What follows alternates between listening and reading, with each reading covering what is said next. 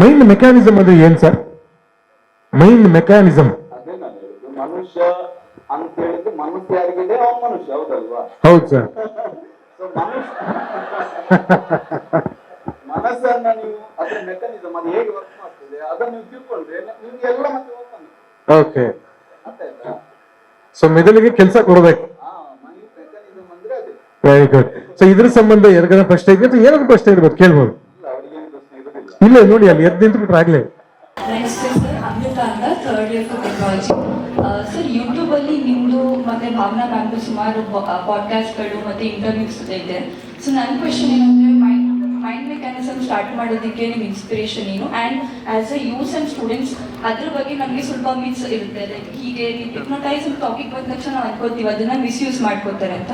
So what's your opinion on that? Thank you. ಯಾವುದರ ಬಗ್ಗೆ opinion? Sir mind mechanism company ಹೇಗೆ start ಮಾಡ್ಬೇಕು ಅನ್ಕೊಂಡ್ರಿ, and one more thing hypnotise ಅನ್ನೋ concept ಬಗ್ಗೆ ನಿಮ್ಮ ಒಪಿನಿಯನ್ ಇಲ್ಲ, ಅದು ಸ್ಟಾರ್ಟ್ ಮಾಡಿದ್ದೇನಲ್ಲ ಮೇಡಮ್, ಏನು ಪ್ಲಾನ್ ಮಾಡಿ ಆದದ್ದಲ್ಲ, ಆಟೋಮೆಟಿಕ್ಲಿ ಆಗ್ತಾ ಹೋದದ್ದು. ನಾನು ಈಗ ಕೂಡ ಒಂದು ಅಡ್ವರ್ಟೈಸ್ ಕೊಡುದಿಲ್ಲ, ನಾನು ಈಗ ಕೂಡ ಒಂದು ಬನ್ನಿ ಅಂತ ಹೇಳುದಿಲ್ಲ. ನಾನೊಂದು ವರ್ಕ್ಶಾಪ್ ಮಾಡ್ತೇನೆ ಅಂತ ರಾತ್ರಿ ಹಾಕಿದ್ರೆ ಬೆಳಿಗ್ಗೆ ಫುಲ್ ಆಗಿರ್ತದೆ. ಸೊ ಯಾವ್ದು ಪ್ಲಾನ್ ಮಾಡುದಿಲ್ಲ ನಾನು ಹೇಳಿದ್ದೆ ಅಲ್ವಾ, ಹಣ ಮಾಡೋದು ತುಂಬಾ ಸುಲಭ ಅಂತ. ಸೊ ಆಟೋಮೆಟಿಕಲಿ ಬರ್ತದೆ, ನಾಲೆಜ್ ಇಂದ ಹೋಗಿ ಅಷ್ಟೇ. ಏನ್ ಗೊತ್ತಂದ್ರೆ ಸೊ ಕೇಳ್ತಾ ಇದ್ದ ಹಿಪ್ನೋಟಿಸಮ್ ಬಗ್ಗೆ ಎಷ್ಟರ ಮಟ್ಟಿಗೆ ನಿಮ್ಮ ಒಂದು ಏನ್ ಹೇಳಕ್ ಇಷ್ಟಪಡ್ತೀವಿ ಹಿಪ್ನೋಟಿಸಮ್ ಬಗ್ಗೆ, ಪ್ಲಸ್ ಮೈನಸ್? ಇಲ್ಲ, ಹಿಪ್ನೋಟಿಸಮ್ ಅಂತ ಹೇಳಿದ್ರೆ ಏನ್ ಗೊತ್ತಾ, ನಮ್ಮ ಒಳಗೆ ಏನೋ ಒಂದು ಇದೆ ಅಲ್ವಾ, ಅದು ಏನಂತ ಗೊತ್ತಿಲ್ಲ, ಏನೋ ಒಂದು ಇದೆ, ಅದನ್ನು ನೀವ್ ಅರ್ಥ ಮಾಡ್ಕೊಂಡಿರೋದಲ್ಲಪ್ಪ ಮಕ್ಕಳ ಅಂದ್ರೆ ಅದೇ ನೋಡಿ, 6 ಫೀಟ್ ದೇಹದಲ್ಲಿ 6 ಇಂಚಿದ್ದು ಮಾತ್ರ ತಲೆಯಲ್ಲಿರುವುದು. ಅಯ್ಯೋ ಭಗವಾನ್. ನಿಮ್ಮ ದೇಹದಲ್ಲಿ ಇಂಪಾರ್ಟೆಂಟ್ ಯಾವ್ದಂತ ಹೇಳಿದ್ರೆ ಅಲ್ಲಿಗೆ ಕೈ ಹೋಗ್ತದೆ, ತಲೆಗೆ ಹೋಗುದಿಲ್ಲ, ತಲೆ ಮೆದುಳು ಇಂಪಾರ್ಟೆಂಟ್. ಹಾಗೆ okay madam, thank you very much. ಅವರಿಗೆ ಆನ್ಸರ್ ಕೊಡ್ಲಿಲ್ಲ ನಾನು. ಹೌದಾ? ಕೂತ್ಕೊಳ್ಳಿ ಮೇಡಮ್, ಕೂತ್ಕೊಳ್ಳಿ, ಆರಾಮದಲ್ಲಿ ಕೂತ್ಕೊಳ್ಳಿ. ಅಂದ್ರೆ ನಮ್ಮ ಒಳಗೆ ಏನೋ ಒಂದು ಇದೆ, ಅದು ಎಲ್ಲವನ್ನ ಮಾಡ್ತಾ ಇದೆ. ನಮ್ಗೆ ಹಸಿವೆ ಆಗ್ತದೆ ಅಂತ ಅದು ಹೇಳ್ತಾ ಉಂಟು, ನಮ್ಗೆ ವಾಶ್ರೂಮ್ಗೆ ಹೋಗಿ ಅಂತ ಅದು ಹೇಳ್ತಾ ಉಂಟು, ನಮ್ಮ ಬ್ಲಡ್ ಅನ್ನ ಅದು ಪ್ಯೂರಿಫಿಕೇಶನ್ ಮಾಡ್ತಾ ಉಂಟು, ನಮ್ಮ ಬೋನ್ಸ್ ಅನ್ನ ಅದು ಪ್ಯೂರಿಫಿಕೇಶನ್ ಮಾಡ್ತಾ ಉಂಟು. ನಾವು ಇಷ್ಟು ಚಿಕ್ಕದನ್ನು ದೊಡ್ಡದು ಮಾಡಿ ಏನಂತ ಗೊತ್ತಿಲ್ಲ, ಅದನ್ನು ವೇದ ಉಪನಿಷತ್ತಲ್ಲಿ ತತ್ ಅಂತ ಹೇಳ್ತಾರೆ. ತತ್ ಅದು ಏನಂತ ಗೊತ್ತಿಲ್ಲ, ಏನೋ ಒಂದು ಇದೆ, ಹೌದಲ್ವಾ? ಅದಕ್ಕೆ ನಾವು ಸಬ್ ಕಾನ್ಶಿಯಸ್ ಅಂತ ಹೇಳ್ಬೋದು, ಆತ್ಮ ಅಂತ ಹೇಳ್ಬೋದು, ಪರಮಾತ್ಮ ಅಂತ ಹೇಳ್ಬೋದು, ಯೂನಿವರ್ಸಲ್ ಕಾನ್ಶಿಯಸ್ ಅಂತ ಹೇಳ್ಬೋದು, ಏನ್ ಬೇಕಾದ್ರೆ ಹೆಸರು ನಾವು ಕೊಡುದು, ಏನೋ ಒಂದು ಇದೆ. ಓಕೆ, ಅದು 90% ನಮ್ಮ ದೇಹವನ್ನೆಲ್ಲ ವರ್ಕ್ ಮಾಡುದು. ಹೊರಗೆ ಕೂಡ ಅದೇ ವರ್ಕ್ ಮಾಡುದು. ಯಾವುದೇ ಒಂದು ವಸ್ತುವನ್ನ ತಕೊಂಡ್ರೆ, ಯಾವುದೇ ವಸ್ತುವಿನ ಒಳಗೆ ಏನಿದೆ, ಅದರ ಮೊಲಿಕ್ಯೂಲ್ಸ್ ಇದೆ, ಅದರ ಐಟಮ್ಸ್ ಇದೆ, ಅದರೊಳಗೆ ಎಲೆಕ್ಟ್ರಾನ್ಸ್, ಪ್ರೋಟಾನ್, ನ್ಯೂಟ್ರಾನ್, ಆಂಟಿಸ್ಪೇಸ್, ಕ್ವಾರ್ಕ್ಸ್, ಏನೇನು ಇದೆ ಅಲ್ವಾ? End of the game last ಏನಿದೆ ಒಳಗೆ, ಎಲ್ಲದರ ಒಳಗೆ ಏನಿದೆ ಎನರ್ಜಿ ಅಲ್ವಾ, ಹೌದಲ್ವಾ? ಸೊ ಸೈನ್ಸ್ ಕೂಡ ಅದನ್ನ ಹೇಳುದು, ಎಲ್ಲ vibration energy is physical matter ಅಂತ.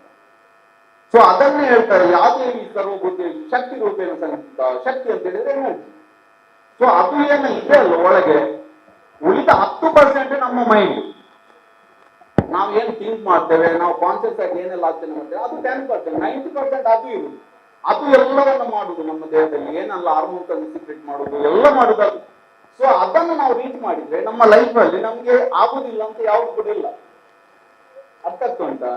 ಸೊ ಅದನ್ನ ರೀಚ್ ಮಾಡ್ಲಿಕ್ಕೆ ಮೆಡಿಟೇಷನ್ ಅಂತ ಇರ್ತದೆ, ಧ್ಯಾನ ಅಂತ ಇರ್ತದೆ, ಅಥವಾ ಜಪ ಮಾಡುದು, ಏನ ಸ್ಪಿರಿಚುವಲ್ ಪದ್ಧತಿ ಎಲ್ಲ ಏನೆಲ್ಲ ಇದೆ, ಅದೆಲ್ಲ ಅದನ್ನು ರೀಚ್ ಆಗ್ಲಿಕ್ಕೆ.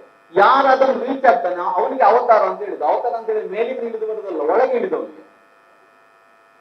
ಅರ್ಥ ಆಗ್ತುಂಟಾ? ಸೊ ಅಲ್ಲಿಗೆ ರೀಚ್ ಆಗ್ಲಿಕ್ಕೆ ಸುಲಭದ ದಾರಿ ಅಂತ ಹೇಳಿದ್ರೆ ಹಿಪ್ನೋಸಿಸ್. ಅಷ್ಟೇ. ಅದನ್ನ ರೀಚ್ ಆಗಕ್ಕೆ ಹಿಪ್ನೋಟಿಸಮ್ ಸ್ಪಿರಿಚುವಲ್ ಪ್ರೊಸೆಸ್ ಮಾಡ್ಲಿಕ್ಕೆ ವರ್ಷಗಟ್ಟಲೆ ಬೇಕು. ಇದಾದ್ರೆ 5 ನಿಮಿಷದಲ್ಲಿ ಒಳಗೆ ಹೋಗ್ಬೋದು. ಸತ್ಯ ಸರ್. ಬನ್ನಿ ಚಪ್ಪಾಳೆ ಜೋರಾಗಿ ಸರ್ಗೆ. ಬಹಳ ಸುಲಭದ ರೀತಿಯಲ್ಲಿ ಹೇಳ್ಬಿಟ್ರು ಅವರು ಅದನ್ನ. ರೀಚ್ ಆಗಿ ನೀವು ಏನ್ ಸಜೆಷನ್ ಕೊಟ್ಟರು ಅದು ತಗೊಳ್ಬೇಕು.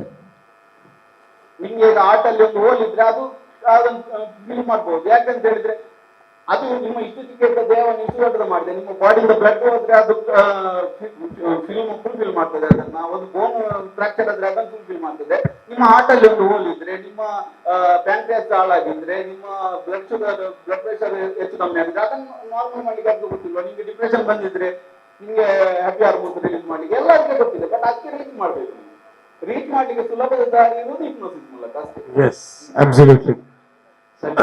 ನಮಸ್ತೆ ಎಲ್ಲರಿಗೂ ನಮಸ್ತೆ. ಯಾರು ಕಾಂತಲ್ಲ sir Kiran sir, first of all love you sir. Love you to.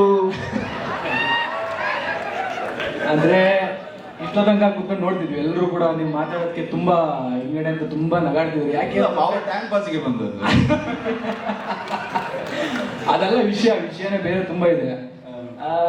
ನಾನು ಹೆಚ್ಚು ಕಡಿಮೆ ಒಂದು 2 years ಇಂದ ಸರ್ನ ಫಾಲೋ ಮಾಡ್ತಿದ್ದೆ. ನಾನು ಸರ್ಗೂ ಗೊತ್ತಿರುತ್ತೆ ಅನ್ಸುತ್ತೆ, ತುಂಬಾ ಫ್ಯಾನ್ ಫಾಲೋಯಿಂಗ್ ತುಂಬಾ ಇದೆ. ಬಟ್ ನಮಗೆ ಅಂದ್ರೆ ಮಾತುಕೊಟ್ಟು ಪದಗಳು ಬರ್ತಿಲ್ಲ, ಆದ್ರೂ ಅಡ್ಜಸ್ಟ್ ಮಾಡಿ ಸ್ವಲ್ಪ. ಹೇಳಿ ಬೇಗ ಮಾತಾಡಿ ಸರ್. ಆಮೇಲೆ ನಿಮ್ಮ ಈ ಅಧ್ಯಾತ್ಮದ ದಾರಿಯಲ್ಲಿ ಕಾದಂಬರಿಗಳು, ಕವಿತೆಗಳು ಮತ್ತೆ ಈ ವೇದಗಳು, ಉಪನಿಷತ್ತುಗಳಾಗಿರ್ಬಹುದು, ಈ ಎರಡಕ್ಕೂ ಕೂಡ ಯಾವ ರೀತಿ ನಿಮ್ಮ ಮೇಲೆ ಪ್ರಭಾವ ಬೀರುತ್ತೋ, ಅಂದ್ರೆ ಅಂದ್ರೆ ಕಾದಂಬರಿಗಳಾಗಿರ್ಬೋದು, ಮತ್ತೆ ನೀವು ಆನ್ಲೈನ್ ಕ್ಲಾಸಲ್ಲಿ ಹೇಳ್ತಿದ್ರಿ ಮಂಕುತಿಮ್ಮನ ಕಗ್ಗದಲ್ಲಿ ಒಂದು ಬರುತ್ತೆ, ಸಿಂಬಳದ ನೋಡ ನೀನು ಮಂಕುತಿಮ್ಮ ಅಂತ, DVG ಅವ್ರು ಬರ್ದಿರೋದಾಗಿರ್ಬೋದು, ಅಂದ್ರೆ ಕಾದಂಬರಿ ಕವಿತೆಗಳಾಗಿರ್ಬೋದು, ನಿಮ್ಮ ಮೇಲೆ ಯಾವ ರೀತಿ ಪ್ರಭಾವ ಬೀರುತ್ತು ಅಂತ. ನನ್ನ ಓದೇ ಪ್ರಭಾವ, ಅದಕ್ಕೆ ಹೇಳಿದ್ ಜ್ಞಾನದಿಂದ ಹೋಗಿ ಅಂತ ಅಷ್ಟೇ. ಮತ್ತೇನು ಪ್ರಭಾವ ಇದೆ? ಅಲ್ಲ ಅದೇ ಅಂದ್ರೆ ವೇದಗಳು ಓದೋದಕ್ಕೂ, ಉಪನಿಷತ್ತುಗಳ ಓದೋದಕ್ಕೂ, ಭಗವದ್ಗೀತೆಗಳು ಓದೋದಕ್ಕೂ, ಕಾದಂಬರಿಗಳು ಓದೋದಕ್ಕೂ ಅಲ್ಲಿಗೂ ಇಲ್ಲಿಗೂ ಯಾವ ರೀತಿಯ ಸಂಬಂಧ ಇದೆ ಅಂತ. ಕಾದಂಬರಿಗಳಿಂದ ಅಂತಲ್ಲ, ಅವರು ಒಬ್ಬ ಬರೆಯುತ್ತಾ ಇರುವಾಗ ಅವನ ಹಿಂದೆ, ಈಗ ಜೋಗಿ ಸರ್ ಬರೆಯುತ್ತಾ ಇದ್ದಾರೆ ಅಂತ ಹೇಳಿದ್ರೆ ಅವರ ಹಿಂದೆ ಎಷ್ಟೋ ಓದಿದ್ದೆ ಅವರದ್ದು. ಸೊ ಅವರ ಎಕ್ಸ್ಪೀರಿಯನ್ಸ್ ನಮಗೆ ಟ್ರಾನ್ಸ್ಫರ್ ಆಗ್ತದೆ. ಹೌದಲ್ವಾ? ಹೌದೌದು. ನಾಲೆಜ್ ಎಲ್ಲಿಂದ ಬೇಕಾದ ತೆಗಿಬಹುದು, ನೀವು ಗೂಗಲ್ ಇಂದ ಬೇಕಾದ ತೆಗಿಬಹುದು. ಹೌದು. ಅದಲ್ಲ ನಾಲೆಜ್ ಅಂತ ಹೇಳಿದ್ರೆ. ನಾಲೆಜ್ ಅಂತ ಹೇಳಿ ನಾವು ಅಡಾಪ್ಟ್ ಮಾಡ್ಕೊಳ್ಬೇಕು. ಅದಕ್ಕೆ ಉಪನಿಷತ್ತು ಹೇಳಿ ಬರ್ತದೆ, ಶ್ರವಣಾಯಾಪಿ ಭೌವೀರ್ಯೋ ನ ಲಭ್ಯ ಶೃಣ್ವಂತೋಪಿ ಭವೋ ಯಂ ವಿದ್ಯೆ ಆಶ್ಚರ್ಯೋ ವಕ್ತ ಕುಶಲೋಸ್ಯ ಲಬ್ಧ ಆಶ್ಚರ್ಯೋ ಜ್ಞಾತ ಕುಶಲಾನುಶಿಷ್ಟಾನ ಅಂತ ಹೇಳಿದ್ರೆ, ಶ್ರವಣಾಯಾಪಿ ಭೌವೀರ್ಯೋ ನ ಲಭ್ಯ, ಕೇಳಿದ್ರೆ ಕೂಡ ತಲೆಗೆ ಹೋಗುದಿಲ್ಲ, ಅಡಾಪ್ಟ್ ಮಾಡ್ಕೊಳ್ಬೇಕು. ಸೊ ಅಷ್ಟೇ. ಅವರ ಏನ್ ದೊಡ್ಡವರು ಬರೆದಾಗ ನೀವು ಅದನ್ನ ಅಂದ್ರೆ ಅದು ಕೂಡ ನೋಡ್ಬೇಕು. ಬರೆಯುವವರು ಕೂಡ ಬರೆಯುವವರು ಯಾವ ನಾಲೆಜ್ನವರು ಅಂತ ಅವರನ್ನು ಸಿಲೆಕ್ಟ್ ಮಾಡೋದ್ರಲ್ಲಿ ಕೂಡ ನಾವು ಇದು ಓದುಗರು ಕೂಡ ನಾವು ಸಿಲೆಕ್ಟ್ ಮಾಡ್ಬೇಕು, ಯಾರೋ ಓದ್ಬೇಕಂತ. ಹೌದು. Thank you so much. ಸಾಕು, ಸುಮ್ಮನೆ ಮಾತಾಡಿದ್ರೆ ಅವರಿಗೆ ಕೂಡ ಬೋರಿಂಗ್ ಆಗ್ತದೆ. ಗುರುಜಿಗಳು ಮಾತಾಡಿದ್ರೆ ಥ್ಯಾಂಕ್ ಯು ಸೋ ಮಚ್.